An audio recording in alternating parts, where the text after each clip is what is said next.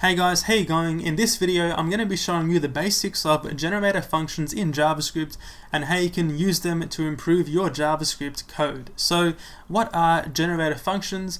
Well, basically, they're a special kind of function which allow you to suspend their execution. So, basically, you're able to execute these functions and then you can actually press pause on their execution.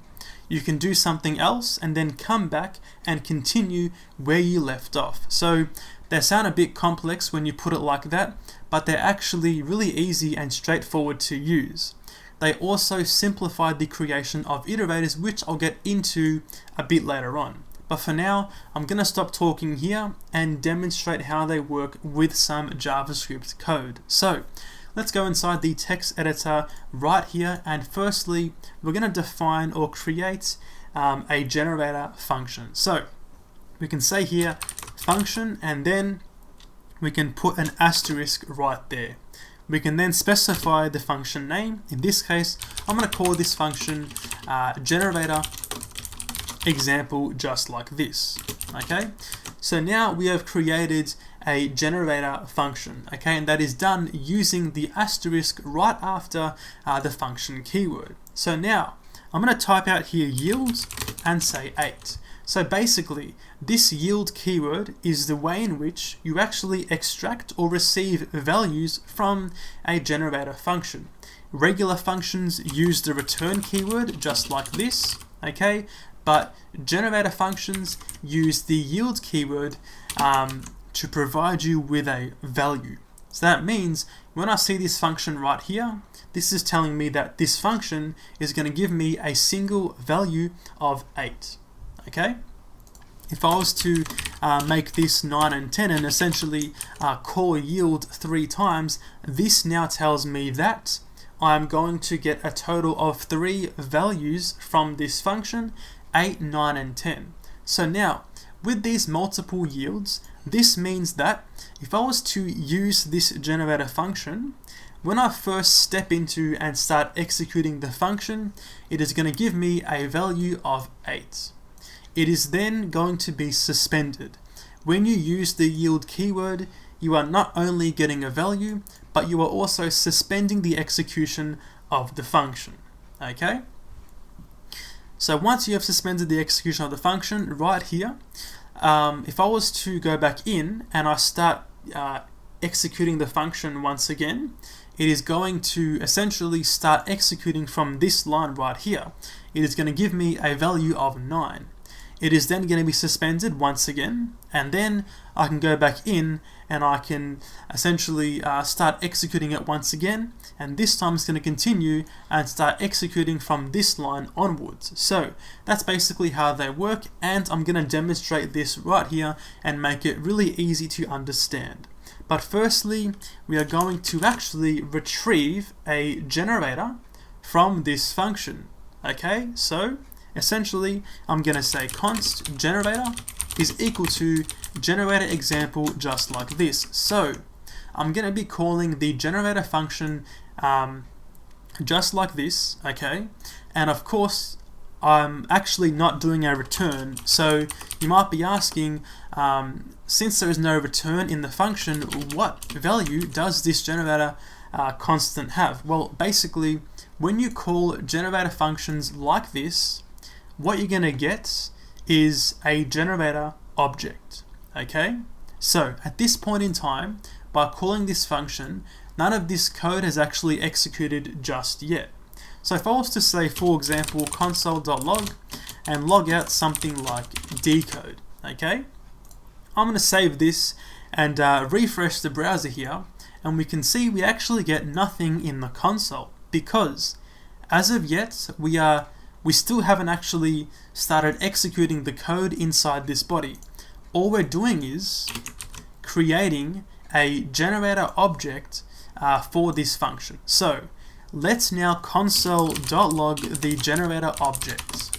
Okay, I'm going to save this and refresh, and we can see in the console we get here a generator object, prototype generator. Okay, so this thing has quite a few things going on. We can see generator status as being suspended, but more importantly, if I was to expand this right here, we can see we have a method called next. So this right here, this next method is vital to the usage of generator functions. Basically, this next method is going to allow you to retrieve the values that you provide with yield.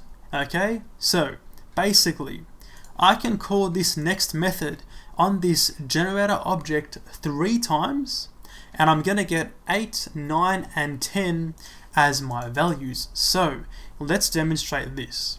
I'm going to say console log generator.next. I'm going to do this 4 times, one more time than the amount of yields inside this function. I'm going to save this here and refresh the browser, and we get here 4 objects. The first time that we called the next method, we get value as being 8, and we get done as being false. We get these 2 properties inside this object as the return value from the next method. Of course here, value as being 8 is what I put inside the first yield.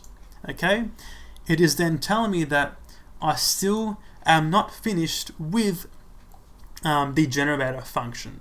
Okay, so this happens, of course, 1, 2, and 3 times, 1 for each yield, and then we get value undefined and done true. So of course, once we do this 3 times, there is no more code left to execute.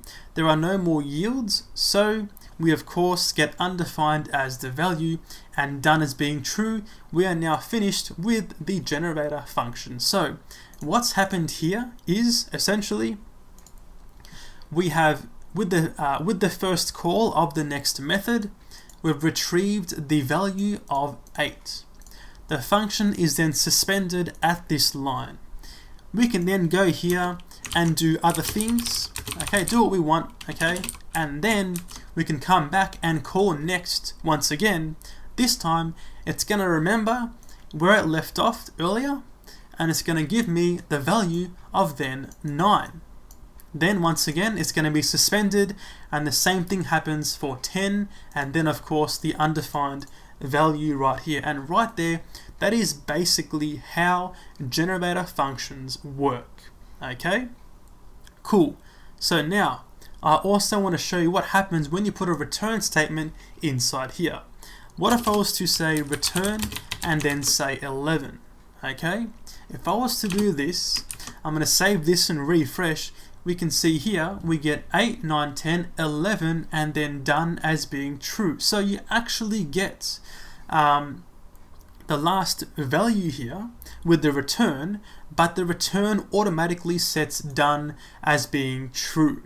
Okay, so that's what the return does. It works very similar to the yield. Okay, so then, if I was to say yield and say 12, and then call it a 5th time, save this and refresh, we get undefined and done true, because of course we did the return here. If I was to make this once again yield 11, save this and refresh, of course we then get 12, and then once again done false. So that's what the return statement does in a generator function. Okay, so I also just want to log out the generator object once again. So I'm going to say console.log generator just like this.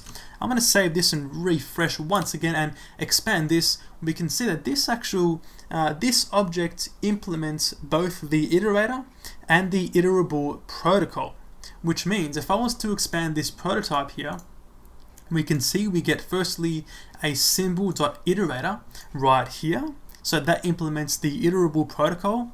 We also of course gets the next method, which of course means it implements the iterator protocol. So with this being said, it can definitely simplify the creation of iterators, because we can essentially use this like an iterator. Okay, so this means that if I was to go back inside here, I can do a for of loop over this generator function. I can say for const n of generator example just like this. I can say console.log n, and now we're going to get these numbers in the console.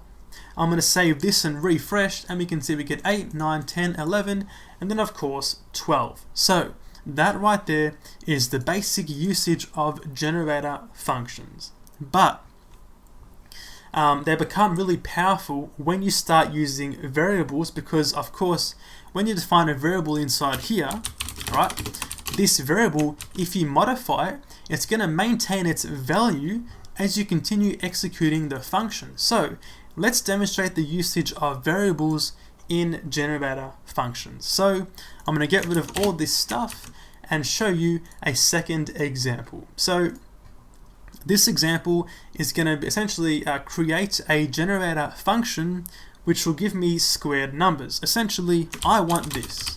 I want 1, 4, 9, 16, 25, 36, and so on from this generator function which I'm about to define. So we can say function right here, of course, make it a generator function. I'm going to call this a create squared numbers generator, just like this. So now, inside here, we are going to define a number to actually keep track of. So we're going to say let's n as being 0. So now this variable lets us keep track of which number we are up to for these squared numbers. Okay, so then we can say while and then true. Okay, we can say n plus plus and then yield n times n. So basically we're introducing a bit more complex logic in this function, but essentially we can continue calling next on this generator continually, okay, and we're going to keep getting this the actual squared numbers. Okay, so let's actually go down here and do a const of squared numbers equal to a create squared numbers generator. I'm then going to say console log squared numbers dot next, and I'm going to say simply dot value to get that direct value from the return object. I'm going to do this 3 times. Okay, so now I'm going to save this and refresh, and we get 1, 4, and 9. So what's happened here is, of course, the same thing as previously. On the first call of the next method, we start here. It firstly defines n as being 0. It then does an infinite loop, okay, and it's of course going to increment n by 1, and then of course return you your n times n. So for the first run, it's going to be 1 times 1, and then it's going to pause or suspend right here. We're going to call it a second time.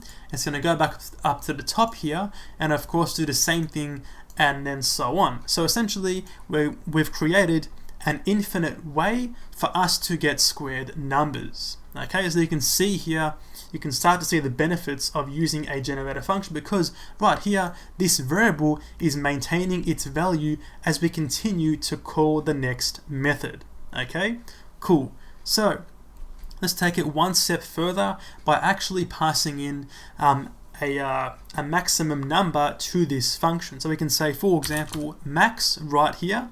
Then we can say while n is less than max. So now we can directly use this in a for of loop. So I can say, for example, for const n of create squared numbers generator, and pass in 10. For example, I can console.log n right here. So now I'm going to save this and refresh. Of course, we get 1, 4, 9, 16, and onwards up until 10 times 10, which gives us, of course, 100. Okay, so of course, if I wasn't to use the parameter here, this would go on forever, and of course create an infinite loop. Okay, so that right there, using variables and maintaining the variable value, is definitely one of the main reasons to use generator functions, and of course it actually makes them really powerful. So let's take a look at one more example, and this one is going to be a lot more useful. Okay, so essentially I'm going to create a generator function which is going to allow me to retrieve random unique values from an array. So basically, if I was to define an array right here of names, for example, Dom, Shelly, Timmy and Marie. I then want to pick names at random from this array, but not the same name twice. We can do this using generator functions. So the usage might look like this. We can make a constant called unique names. This will be the actual generator itself, equal to a create unique random generator, just like this, and pass in the actual name. So of course we're going to be defining this generator function in a little bit, but then we can of course say for const name of unique names, we can say console.log name. So essentially this right here is the usage of this generator function to of course pick random names from this array, but not the same name twice. So let's go up here and make a new function, a generator function. Call this function create unique random generator. It's going to accept of course an array just like that. And now we're going to firstly define a constant called available equal to the array we passed in. So basically this isn't too required, but the available constant makes it a bit clearer and easier to read what's actually going on. So then we're going to say while available.length does not equal 0. Okay, just like this, we are going to do something. So basically this available array contains all of our available values. As we use the values at random, we're going to be removing the values from this array. That's why we're saying while there are still values that are available, we're going to be returning them to the user of the generator function. So we can say const random index is equal to math.floor math.random times available.length, and basically this right here is going to give us a random number, a random index for the available array. Okay, we can then say const value is equal to available and then at the random index. So this right here is going to contain one of the names picked at random. Okay, we can then remove the used value from the list of available values. So we're going to say available.splice at random index 1. So basically this here is going to remove this name from the list of available names. Okay, and this basically allows the while loop to then eventually finish. We can then say yield and say name. We're going to be yielding and giving the user the name which we picked at random. Okay, so now I'm going to save this here and refresh once again. We get 4 things. Let's just go back and actually see what actually happened here. To be honest, I'm actually not too sure what happened. Sorry, of course, yield value. I'm going to save this now and refresh once again, and we get here Marie, Timmy, Dom, and Shelly. Refresh one more time, we get a different order of names, and of course the names are always going to be unique.